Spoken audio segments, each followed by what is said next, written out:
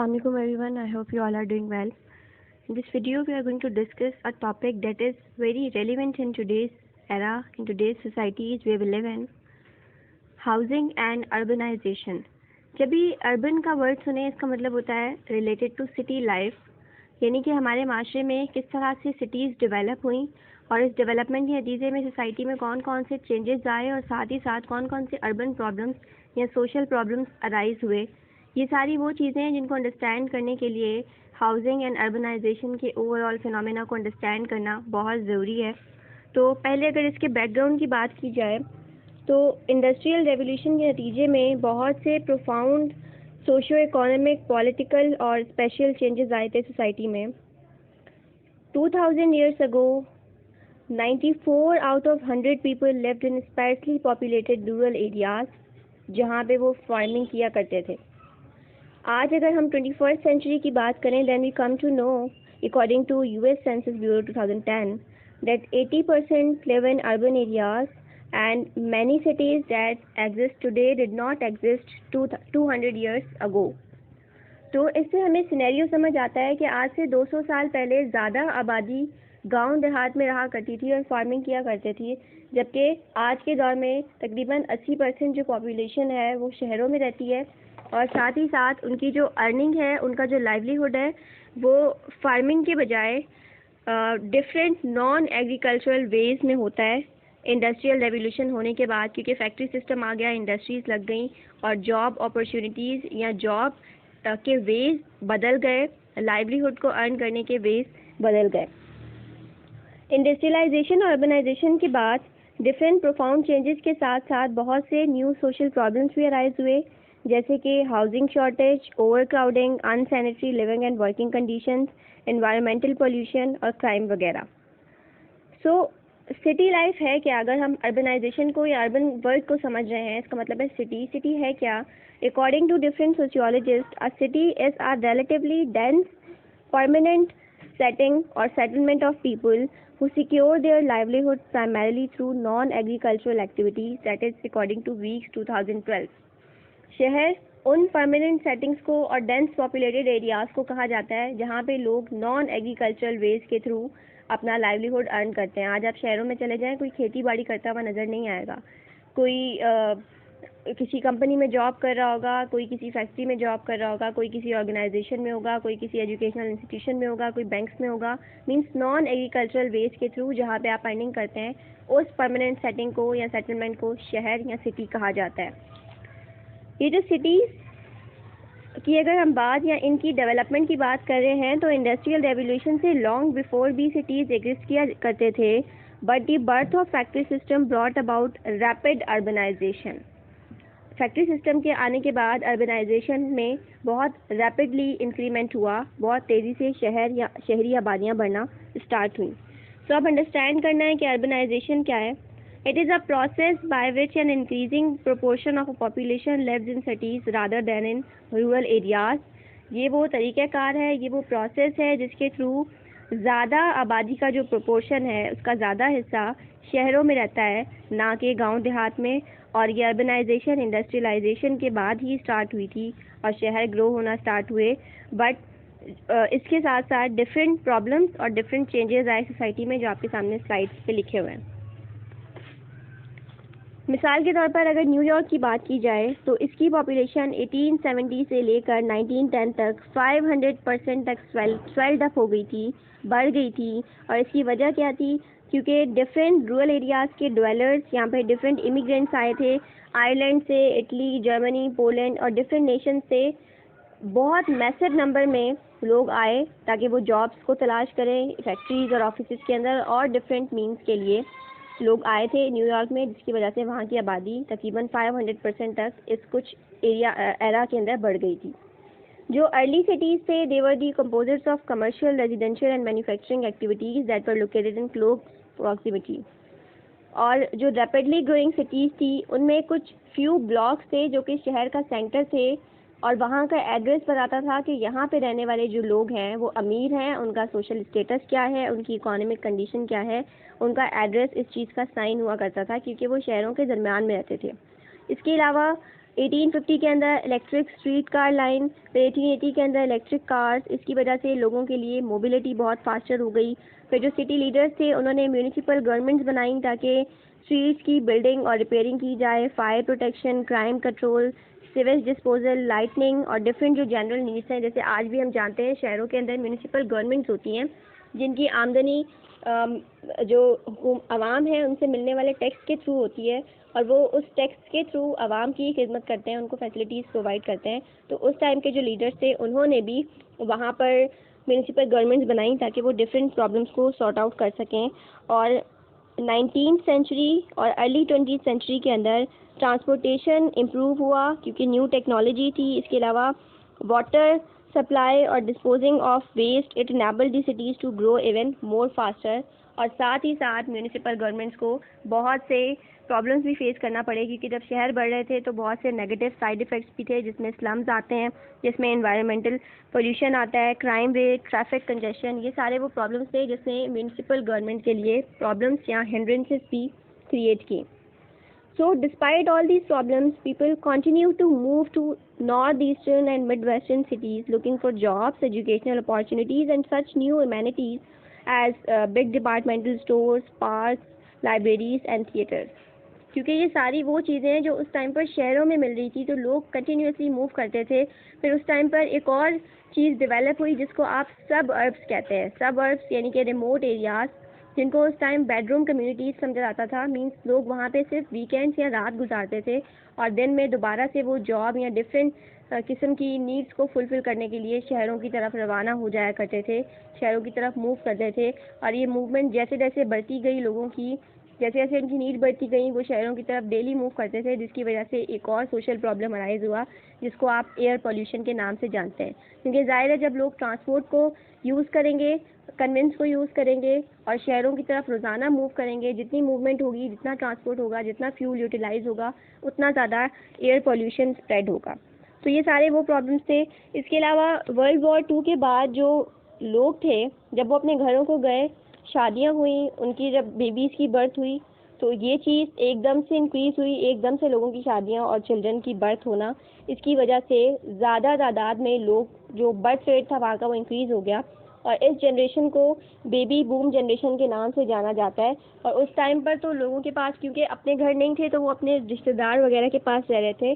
But world war 2 के बाद जो लीडर्स थे उनका फोकस ये था कि लोगों को लो कॉस्ट जो हाउसेस हैं वो प्रोवाइड किए जाएं ताकि लोग होमलेस ना रहें, ताकि लोगों के पास अपने लिए रेजिडेंस, अपने लिए ऐसी प्लेस हो, सेटलमेंट हो जहाँ पे वो रह सकें। इसके अलावा 1970 के अंदर cities in south, southwest and west have considered post-industrial cities because their economic production largely increased and their information and job service was increased. इसके अलावा 1980 और 1990 के अंदर 8 cities डेवलप्ड हुए और ये कौन से थे जो कि मर्ज हुए मिडिल टू अपर क्लास के एरिया के अंदर, और यहाँ पे भी उनके पास कंप्लीट फैसिलिटीज़ थी, लिविंग की, वर्किंग की, शॉपिंग की, इसके अलावा लेजर एक्टिविटीज़ थी। और ये लोग जो थे ये डिपेंडेंट नहीं हुआ करते थे सिटी सेंटर्स के ऊपर या सबअर्ब्स के ऊपर कि अपनी नीड्स को पूरा करें, बल्कि इनके पास अपनी नीड्स को पूरा करने के लिए अपने ही एरिया, अपनी ही रेजिडेंस के अंदर सारी नीड्स मौजूद थी। Then over time large scale metropolitan growth produces a megalopolis. जब बहुत सारे मेट्रोपॉलिटन एरियाज कंसंट्रेटेड हो जाते हैं एक जगह पर तो उसको मेगालोपोलिस की कंडीशन कहा जाता है।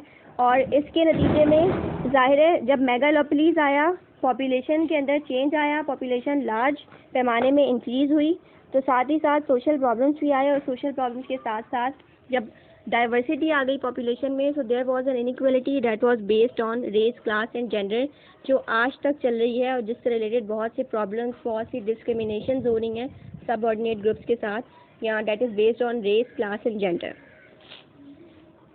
अर्बन प्रॉब्लम्स की अगर बात की जाए तो वैसे तो बहुत से अर्बन प्रॉब्लम्स हैं, जैसे पावर्टी है, क्राइम है, racism, homelessness, इनएडिक्वेट public schooling system, alcoholism, drug abuse और अदर डिफरेंट प्रॉब्लम्स जो आज हम देखते हैं और सुनते हैं अर्बन एरियाज़ में।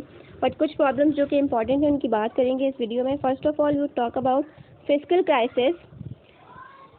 फिस्कल क्राइसिस को की बात करते हुए पहले ये देखना पड़ेगा कि हम कौन से शहरों को सामने रख के बात कर रहे हैं। और हम इसको कौन सी चीज़ों के साथ लिंक कर रहे हैं। फिजिकल क्राइसिस है क्या? इसका मतलब है कि जब एक जगह की हुकूमत के पास वहाँ के लोगों की एक्सपेंडिचर्स को पूरा करने के लिए पैसे नहीं होते, और पैसे कहाँ से आते हैं? आमदनी आती है हुकूमत के पास टैक्स के थ्रू। जब हुकूमत के पास इतना पैसा नहीं होता कि वो आम के एक्सपेंडिचर्स को पूरा कर सकें, तो ये कंडीशन फिजिकल क्राइसिस कहलाती है। मिसाल के तौर पर वहाँ की अगर किसी जगह की हुकूमत के पास इतना पैसा नहीं है कि वो पब्लिक ट्रांसपोर्ट अच्छी प्रोवाइड कर सके, मयारी पब्लिक स्कूल्स प्रोवाइड कर सके, तो इस तरह की कंडीशन अराइज हो जाती है जिसको आप फिजिकल क्राइसिस कहते हैं। और इसको आम ज़बान में समझें तो ये बिल्कुल वैसे ही है जैसे बहुत से घरों में जहाँ पे लोग जॉब कर रहे होते हैं, सैलरी के थ्रू उनकी इनकम आती है, तो महीने के एंड में लोगों के पास इतने पैसे नहीं होते कि वो एक्सपेंडिचर्स को बेयर करें, या तो पैसे बिल्कुल एंड हो जाते हैं, या फिर उनके पास कम पैसे होते हैं, खर्चा ज़्यादा होता है। इस कंडीशन को आप फिजिकल क्राइसिस कहते हैं, और यही सेम कंडीशन गवर्नमेंट्स भी फेस कर रही होती हैं। अब हर कंट्री की अपनी अपनी अप्रोच, अपना अपना कॉन्स्टिट्यूशन होता है कि किस तरह से आप सिटी गवर्नमेंट के किस तरह से सिटी गवर्नमेंट के पास पैसे आएंगे। मिसाल के तौर पे इसमें टेक्निकल पॉइंट ये है कि बाज़ जगह पे जो मेयर्स हैं वो ज़्यादा पावरफुल होते हैं। जैसे इंग्लैंड की अगर बात की जाए तो उनके पास शहर का कंट्रोल ज़्यादा होता है। इसके मुकाबले में अगर आप कराची की बात करें, कराची पाकिस्तान, यहाँ पर मेयर के पास इतनी अथॉरिटी नहीं है, समझ ही नहीं आता कौन सा काम मेयर ने किया है, कौन सा काम सिंध गवर्नमेंट ने किया है, कौन सा काम फेडरल गवर्नमेंट ने किया है। तो एक ये डिस्पैरिटी है जिसकी वजह से फिजिकल क्राइसिस के अंदर डिफरेंट डायमेंशंस, डिफरेंट वेरिएशंस आती हैं, और जहाँ पे फिजिकल क्राइसिस होगा वहाँ पे उस मुल्क के हिसाब से प्रॉब्लम्स होंगे। जैसे अगर इसको जनरली देखा जाए तो जो डेवलपिंग नेशंस हैं, अगर वहाँ पे फिजिकल क्राइसिस होगा तो वहाँ का हेल्थ एंड एजुकेशनल जो सेक्टर है वो उस पर इम्पेक्ट आएगा। साथ ही साथ वहाँ का लॉ एंड ऑर्डर डिस्टर्ब होगा, वहाँ पे करप्शन होगी। कैसे? अब अगर हम अपनी पब्लिक ट्रांसपोर्ट को देखें, हम कराची शहर की बात करें, हम यूनिवर्सिटीज़ के पॉइंट्स को देखें, जब लोगों के पास इस किस्म का ट्रांसपोर्ट होगा तो वो कोशिश करेंगे कि वो अपनी कन्वेंस अफोर्ड करें, अपने ट्रांसपोर्ट के थ्रू ट्रैवल करें, तो जाहिर है फिर उनको पैसा चाहिए और वो डिफरेंट नेगेटिव मीन्स की तरफ जाएंगे। जब पब्लिक स्कूल्स के अंदर बच्चों को मयारी तालीम नहीं मिलेगी तो फिर बच्चे जो उनके पेरेंट्स हैं वो कोशिश करेंगे कि हम अपने बच्चों को प्राइवेट स्कूल्स में प्राइवेट तालीम दिलवाएं ताकि मयारी एजुकेशन हासिल करवा सकें अपने बच्चों को। तो जाहिर है इसके लिए पैसा चाहिए, तो लोग नेगेटिव मीन्स इख्तियार करेंगे। इसके अलावा डेवलप्ड नेशंस की अगर बात की जाए तो वहाँ पे प्रॉब्लम्स डिफरेंट होते हैं। जैसे फिजिकल क्राइसिस की वजह से डेवलप्ड नेशंस में अनएम्प्लॉयमेंट हो जाती है, लोगों को जॉब से फायर किया जाता है। इसके अलावा बाहर से इन्वेस्टमेंट आना बंद हो जाती है। एक और प्रॉब्लम जो कि अर्बन प्रॉब्लम है वो है हाउसिंग प्रॉब्लम्स, जिसमें हाउसिंग शॉर्टेज आ जाती है, जिसमें lack of safe livable no income houses आते हैं, और साथ ही साथ होमलेसनेस का प्रॉब्लम आ जाता है।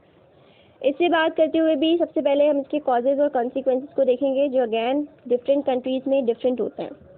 पाकिस्तान में अगर बात की जाए तो जो फैमिली के झगड़े हैं वो बहुत बड़ी वजह बनते हैं, पॉवर्टी बहुत बड़ी वजह बनती है होमलेसनेस की। और यूरोपियन या बाहर के ममालिक की बात की जाए तो वहाँ पे जनरली जो लोग बाहर से जो लोग इमिग्रेंट्स होते हैं, माइग्रेशन करके आए हुए होते हैं, या जिनके पास एजुकेशन कम होती है, उनके पास होमलेसनेस का प्रॉब्लम होता है। Many regions in US lack affordable housing for low-income individuals and families, and this problem has grown worse with high rates of current unemployment, more long-term unemployment and excessive default. इसके अलावा global problems की बात की जाए so the time has arrived when more people, approximately 50.5% live in cities, और जैसे जैसे rural problem decline होती है, ज़्यादा से ज़्यादा लोग मूव करते हैं अर्बन एरियाज़ के अंदर, अर्बन पॉपुलेशन बढ़ती है, तो उसके नतीजे में बहुत से प्रॉब्लम्स आते हैं जैसे कि ओवर क्राउडिंग, एनवायरमेंटल पोल्यूशन और डिसअपीयरेंस ऑफ फार्मलैंड। तो ये सारे वो प्रॉब्लम्स हैं। इसके अलावा वाटर सप्लाई, बहुत से रीजन्स हैं जिनके पास अनसस्टेनेबल वाटर होता है, अनसस्टेनेबल रेट्स ऑफ वाटर, जो अर्बन रेजिडेंट्स हैं उनके पास, क्योंकि urban areas are the heaviest users of water, तो उनके पास अनसस्टेनेबल वाटर होना, अनहाइजेनिक फूड। फिर ऑस्ट्रेलिया, स्पेन और मैक्सिको की बात करें तो they face drought. Mexico City suffered from chronic water shortage. इसके अलावा वो रीजन्स जहाँ पे बर्थ रेट ज़्यादा है, क्योंकि शहर जब डेवलप हुए, टेक्नोलॉजी आए, तो लोगों ने बहुत सी बीमारियों पे काबू पा लिया, बर्थ रेट बढ़ गया, डेथ रेट इंक्रीज़ हो गया, माइग्रेशन भी हो रही है, तो सब कुछ बढ़ रहा है और डेथ रेट इंक्रीज़ हो रहा है। मीन्स लोग आ रहे हैं, जा नहीं रहे। तो इसके नतीजे में जो नेचुरल इंक्रीज है वो हुआ पॉपुलेशन के अंदर, और फिर जाहिर है जब पॉपुलेशन बढ़ेगी और amount of farmland is available for growing crops वो कम होगा, तो obviously different global problems arise होंगे that are related to population. साथ ही साथ एक और प्रॉब्लम है दैट जब पॉपुलेशन बहुत ख़ास पैमाने पे इंक्रीज़ होगी और लोग रूरल एरियाज से निकल के अर्बन एरियाज़ के अंदर कॉन्सेंट्रेटेड हो जाएंगे, तो वहाँ पे नेशंस ऑक्यूपाई डिफरेंट पोजीशंस, जो 3 तरह की पोजीशंस हैं according to sociologist Wallerstein 1984। Nations occupy one of the 3 positions in global economy, और वो 3 पोजीशंस क्या हैं? First of all core nations. Core nations dominant nations को कहा जाता है, कैपिटलिस्ट नेशंस को कहा जाता है, जो कि post industrial post modern Nations हैं जिनके पास ज़्यादा पैसा है, और इसमें यूएस, जापान और जर्मनी आता है। फिर पेरिफेरल नेशंस की बात की जाए तो ये वो नेशंस हैं जो बिल्कुल लो लेवल के ऊपर आती हैं, जिनके पास सबसे कम पैसा है, सबसे लो स्टेटस, सबसे लो पोजीशन है, and they depend on the core Nations for their capital. इसमें साउथ अमेरिकन और अफ्रीकन कंट्रीज़ आती हैं, और इन कंट्रीज़ के नेशंस के जो वेल्दी हैं ये अपनी ही नेशन के गरीब लोगों या वर्कर्स की एक्सप्लॉयटेशन को सपोर्ट करते हैं ताकि अपनी नेशंस में इनकी पर्टिकुलर पोजीशंस मेंटेन रहे। सेमी पेरिफेरल नेशंस एक ब्रिज का रोल प्ले करती हैं। ये ना तो ज़्यादा डेवलप्ड हैं, मींस ये कोर नेशन से कम डेवलप्ड हैं, और पेरिफेरल नेशन से ज़्यादा डेवलप्ड हैं। एक मिडिल पोजीशन है इनकी, इसमें Brazil, Singapore, South East Asian countries वगैरह आती हैं। और overall the flow of migrants from the rural to large cities create urban problems. और ये जो कोर नेशंस हैं ये सेमी पेरिफेरल और पेरिफेरल दोनों को एक्सप्लॉइट करती हैं, एंड जो सेमी पेरिफेरल नेशन है वो पेरिफेरल को एक्सप्लॉइट कर रही होती है, क्योंकि जाहिर है जो अपने से कम लेवल वाले हैं वो उनको एक्सप्लॉइट करना स्टार्ट करते हैं, और यही अनइक्वल डिस्ट्रीब्यूशन आती है, अनइक्वल पोजीशंस आती हैं अमंग दी नेशंस। तो ये एक अदर डिफरेंट प्रॉब्लम है। अब अगर पर्सपेक्टिव्स की बात करें, so for more than 100 years, sociologists have analyzed urban problems to determine the causes and consequences of rapid urbanization and industrialization on people's daily life and structure of society. और अपने अपने framework के हिसाब से means functionalist, symbolic और conflict perspective के analyst अपने अपने फ्रेमवर्क, अपने अपने पर्सपेक्टिव के हिसाब से डिफरेंट वे में एक्सप्लेन करते हैं अर्बन प्रॉब्लम्स को। जैसे जो फंक्शनलिस्ट पर्सपेक्टिव है वो कहता है that urban problems are the result of 3 processes. सबसे पहले मास माइग्रेशन होना, इंडस्ट्रियल रेवोल्यूशन के नतीजे में जब ज़्यादा से ज़्यादा लोग गांव देहात से शहरों की तरफ मूव करना स्टार्ट किए, मास माइग्रेशन हुई तो डिफरेंट प्रॉब्लम्स अराइज हुए और सोसाइटी में डिसऑर्गेनाइजेशन हुई। इसके साथ साथ large scale immigrants late 19th और अर्ली 20th सेंचुरी के अंदर जब इमिग्रेंट्स आए, ज़ाहिर है जब एक कंट्री के अंदर, एक नेशन के अंदर इमिग्रेंट्स आएंगे, उनको एकोमोडेट करना, उनको फैसिलिटीज़ प्रोवाइड करना, रिसोर्सेज, हाउसिंग प्रॉब्लम, ये सारी चीज़ें। अब जाहिर है अगर एक रूम है, एक स्टूडेंट्स के लिए एक रूम है फॉर एग्जांपल, और वहाँ पे यू कैन एकोमोडेट 40 स्टूडेंट्स, और वहाँ पे अगर 100 स्टूडेंट्स को भेज दिया जाए, ऑब्वियसली प्रॉब्लम्स होंगे।